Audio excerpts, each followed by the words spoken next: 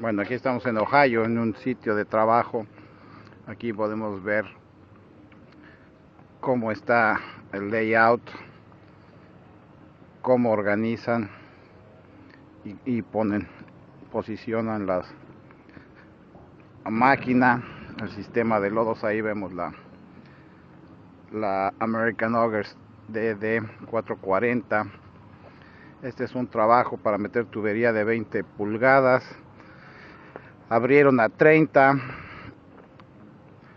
Usaron, aquí tenemos la tubería. Ahí tenemos el swivel. Tenemos ahí también el hole opener.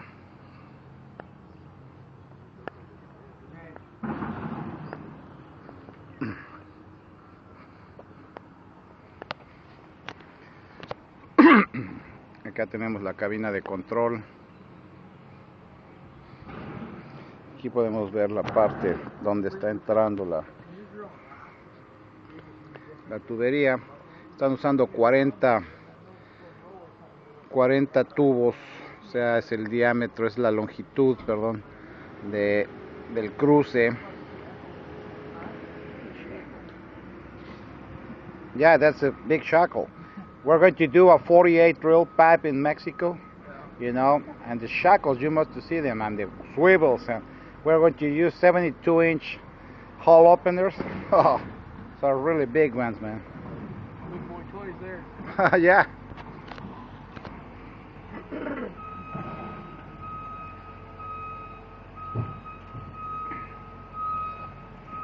Pasad vos.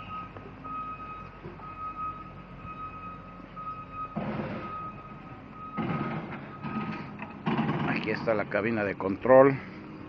Aquí podemos ver cómo está organizado. Podemos decir que hay unos 10 metros de ancho, que es muy similar a lo que se va a hacer allá en el cruce del río San Juan.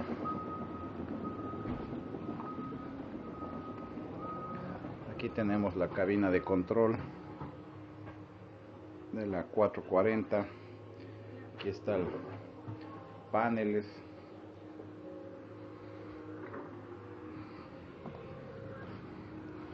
Aquí podemos darnos una idea.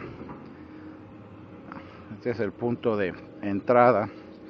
Aquí vemos la American Augers DD440. Están usando barras de 5.5 pulgadas.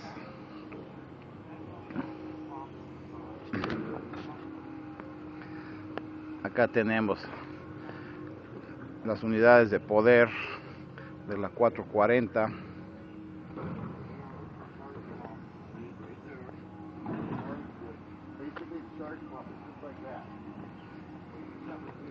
Este es nuestro sistema de lodos. That's just really, just in a sense, just a mud pump on a smaller, like a 100 or down drill. Yeah, but it's not a big. lot bigger. That's about 600 gallons. American Augers. Wide open. And what company you guys with? Kurt? Yeah, I'm the mud tech. I do all the mud and the pumps. All right. What the mud system is? Are you using this as which one is that? That's the cleaner right there. The cleaner, yeah. What's the name of that? Is MCR10000 or MCM10000? That's the MCMs. Oh, that's the MCM10000. Are you guys all American Augers or different? No, We're dealers. A little bit of everything, huh? Yeah, we got Ditch Witch. We're from Michigan, and then these guys are Augers. I'm from dealers Detroit. From different parts of the country or different parts of the world. I'm from Detroit. Oh, okay. All right. Did you come from USA then too? I was with USA for 27 years. Okay, okay. And I just started Kurt's. Y aquí tenemos ya la bomba, la P750. Yeah, these guys, they're from what country are you from? Argentina. Mexico, Mexico. Brazil, All over the place. Baltic. Colombia. Politics. Politics. Yeah. So that's your P600 pump, mud pump? Yeah, that's over there. For, I mean, they make them bigger, but that's what we got right here. 600 gallons of that's a lot of fluid. Yeah. But you know, you always double them up too. You know, you can use 2 of those things and downgrade them. You know, so you're not running it wide open. You might want to go 400 gallons a minute per pump. And then it wires into the Kelly lines, and now you're looking at 800 gallons per minute, and they don't work as hard, you know. You unburn your pump. That's the way to go right there. But this is all we got right here. Good. I never met an owner yet that wants. Están utilizando productos de Setco. Oh, USA, we always double pump.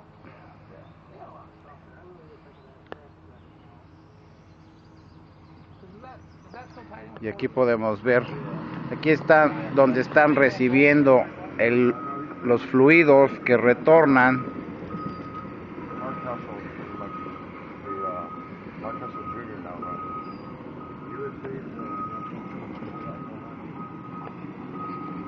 Aquí vemos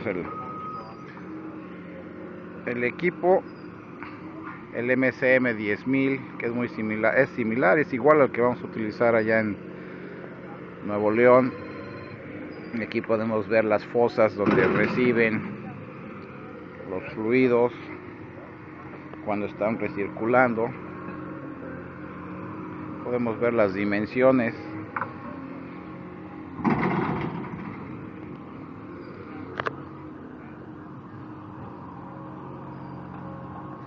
Acá es donde almacenan la bentonita.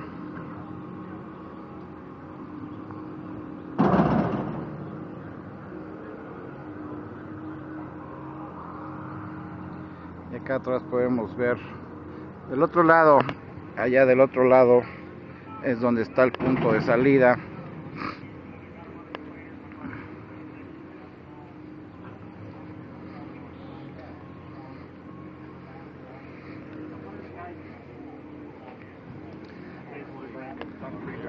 How many gallons per minute are you pumping? I'm pumping 350.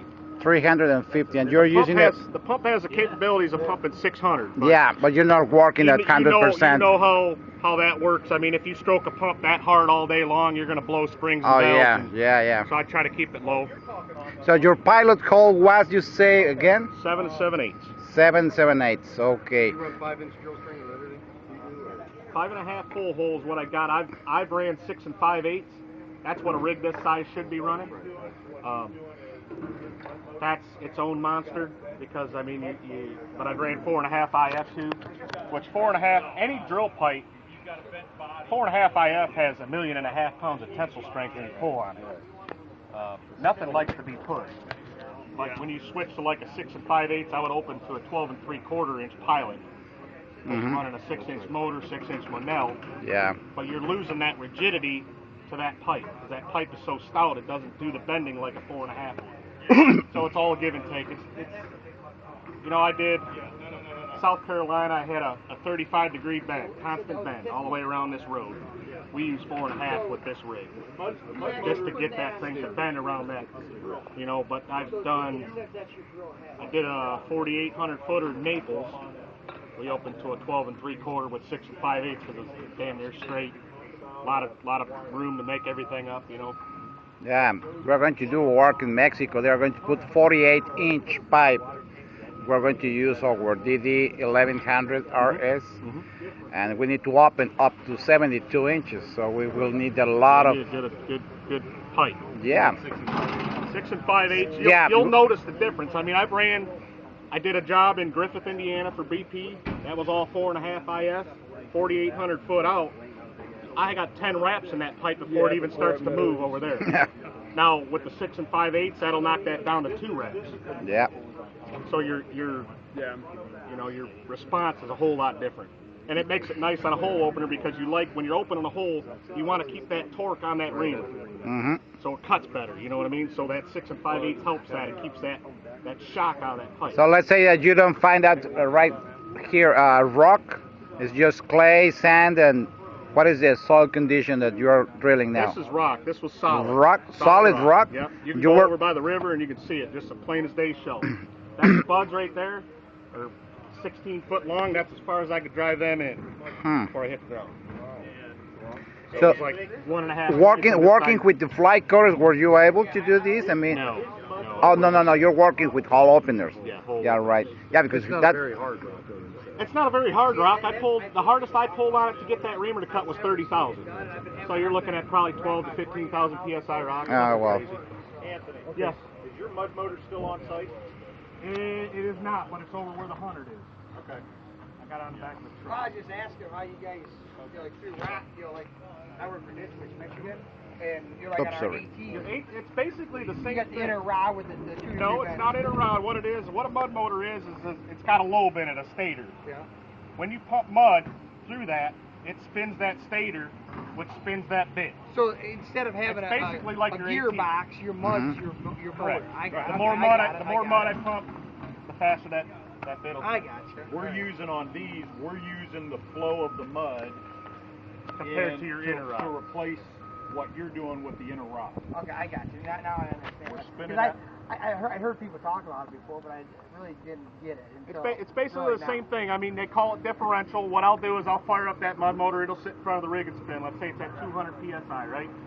When I jam into a rock face, that pressure will come up on that motor, Yeah. which is called differential. No point in stalls. Well, you don't never want to stall a mud motor, but you can. Yeah, you can. I mean, if you push on it too hard, that motor will stall right out 600, 700, 900 pounds. But then you're going to operate it within that. But these Acceptable motors here, they're differential. 5.6 lobe, 12,000 pounds of torque. You run about 200 differential. So if I start out at 200, I'll run that motor. I'll push on it till it hits 400 and try to hold it there. Depending on how fast it cuts, sometimes you can, sometimes you can't. I've been wondering how the heck you guys do that. Yeah, So let's say if you're working with sand or clay, you must use fly cutters to doing your job. I don't use fly cutters. I've used a lot of barrel reamers. Barrel reamers. Barrel reamers. I've opened probably 90% of my holes with barrels. Okay. But you can use a fly cutter or a Combination, but yeah. There's different. Everybody prefers something different. I just like the way a barrel cuts a hole. It Okay. makes a nice clean hole, packs it out. When you do swabs, it pushes everything out of the way. Yeah, because our driller he is planning to do, because that will be a 48-inch pipe. They're going to start with the 12 1/4 pilot hole, okay, and then he's going to 36-inch, and then the barrel reamer, and then he's going to open 42, and then going up to 48 and 54, and going up and up. Yeah, okay. What'd you think of the